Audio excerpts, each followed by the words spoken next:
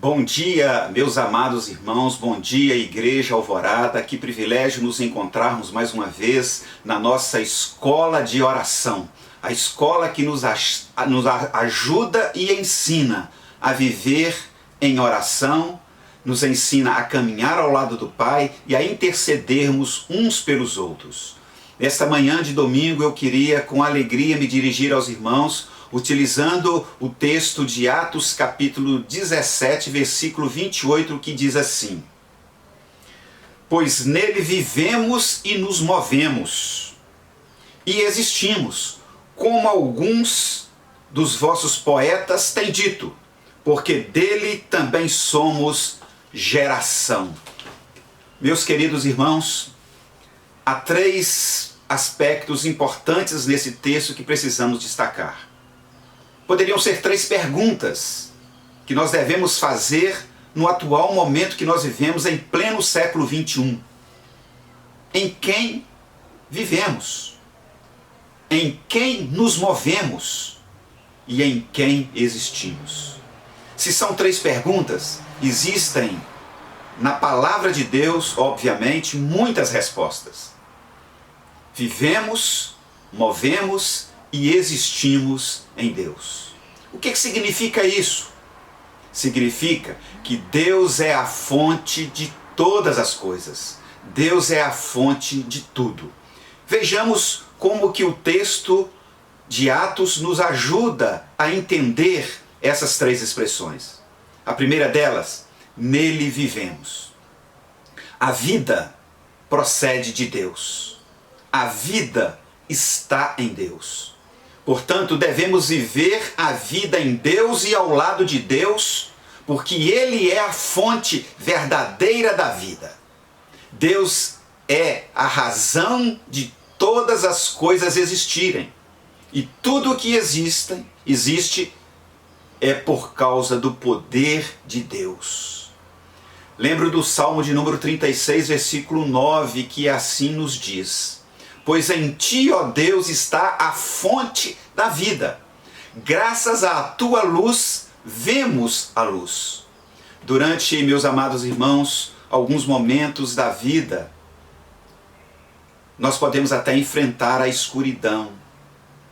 Mas em meio à escuridão, em meio às trevas densas, Deus se mantém fiel a nós. Não é diferente nesse momento que estamos vivendo, porque Deus é a fonte da vida. Nele nós vivemos. Mas o texto apresenta um segundo aspecto importante. Em quem nos movemos? É a pergunta que fizemos. Nós nos movemos em Deus. O texto diz, nele, em Deus, nós nos movemos. Isso significa que Deus, além de ser a fonte de tudo, Ele é a razão de todo e qualquer movimento corporal que acontece no nosso corpo, na nossa vida, na nossa existência. Deus é a razão e o motivo pelo qual nós piscamos os olhos. Deus é a razão e a força que nos faz movimentar fisicamente quando nós damos um passo à frente ou um passo atrás. Deus é a razão e o poder que nos dá condições de nos levantarmos quando estamos assentados, quando estamos na cama, quando estamos num sofá. Deus é a razão do nosso sentar e do nosso levantar. Nele nos movemos significa que Deus sustenta a natureza criada para que dela possamos sobreviver. Indica que o Deus Todo-Poderoso permite que a cada dia tenhamos um movimento corporal que nos faz sair do atrofiamento. Não tenha dúvida, meu irmão, minha irmã, por mais que esteja difícil, Deus está nos sustentando. É nele que nos movemos. Mas o texto apresenta uma terceira razão, um terceiro aspecto que diz assim, nele também nós existimos. A nossa existência, tudo o que nela acontece, dependem de Deus. Nós não podemos nada. Ele, Deus, pode tudo. E o grande aprendizado da vida, meus amados irmãos, neste momento que vivemos é exatamente este. Por mim mesmo, por nós mesmos, nós não existimos. Eu e todos nós somos dependentes de Deus, porque é Deus quem nos dá vida, que nos faz movimentar e que nos faz existir. Quero terminar essa reflexão dizendo o texto lá de 2 Timóteo 3,14, que diz assim: continue firme na verdade que aprendeu e em que creu de todo o seu coração. Que Deus abençoe a sua vida, que você possa meditar nesta palavra. Como eu falei, eu queria apresentar também os motivos de oração. E meus irmãos, eu queria iniciar dizendo da importância que tem orarmos agradecendo a Deus. Eu queria agradecer a Deus pelos irmãos que têm desenvolvido nesse tempo de afastamento social a oração nos seus lares. Eu agradeço pelos irmãos que têm orado uns pelos outros. Agradeço por aqueles irmãos que têm entendido a demanda da oração. Mas também eu agradeço a Deus por aqueles irmãos que têm mantido um contato contínuo, interagido continuamente com os irmãos que estão isolados em suas casas. E esse contato tem sido diariamente por telefone, por mensagens. Eu agradeço a Deus pela sua vida, meu irmão. Mas eu quero agradecer a Deus também por aqueles irmãos que são solidários, que entendem a relevância de a igreja se fazer presente na vida dos irmãos com mantimentos, com doações de gêneros alimentícios. Eu louvo a Deus, meu irmão, porque você tem feito a sua doação. Quero dizer que vocês, fazendo isso, estão agindo como bom samaritano, cuidando uns dos outros. Em meio à crise, demonstrar amor é viver verdadeiramente o Evangelho de Cristo. É viver verdadeiramente a vida cristã. Mas eu queria também dizer que nós precisamos continuar, meus irmãos, intercedendo. Oração de intercessão. Vamos interceder pelas pessoas que continuam sozinhas, algumas delas talvez se sentindo abandonadas, isoladas. Vamos orar por elas. Ore por aquelas pessoas, meus irmãos, que estão desiludidas com a vida, desesperançadas.